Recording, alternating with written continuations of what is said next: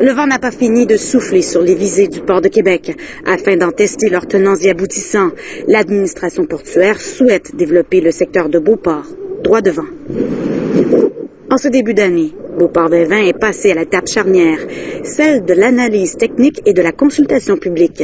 Des séances auront lieu le 31 janvier et les premiers jours de février. Tout ce que vous pouvez imaginer, OK? Et on n'a rien négligé. On a fait la faune, la flore, les impacts sonores, visuels, etc.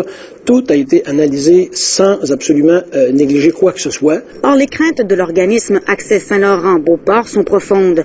La proximité de ce projet d'agrandissement avec des quartiers résidentiels, le Vieux-Québec et le Vieux-Lévis, sont situés à moins de 2 kilomètres. Nous, on va regarder beaucoup les tendances en urbanisme aussi pour voir où est-ce qu'on aménage des ports. Donc, la tendance est de plus en plus qu'on aménage des ports de vrac en dehors des villes. Ne serait-ce que pour la protection des sites touristiques et patrimoniaux, le message est clair.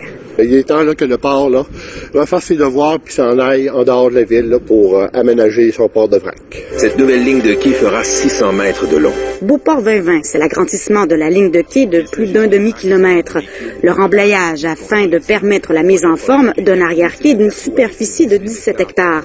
Le port s'engage à ce que le vrac soit mis sous couvert. 31 firmes externes sont venues évaluer le projet, les impacts potentiels, les mesures de mitigation, comment on pouvait contrôler les choses. On a plein d'exemples comme ça là, où on va être capable de démontrer que ce projet-là est bien fait, responsablement bien fait, environnementalement bien fait. Pour le port de Québec, cet agrandissement dans le secteur de Beauport est central s'il veut concurrencer avec les ports de la côte Est afin de ravir le marché du Midwest américain ou tout autre grand joueur une fois qu'il aura traversé le nouveau canal de Panama, ouvert depuis quelques mois. L'administration portuaire aura fort à faire pour rassurer la population. La dernière fois que le port de Québec s'est agrandi, c'était dans le secteur de Beauport, dans les années 60, donc il y a à peu près une soixantaine d'années.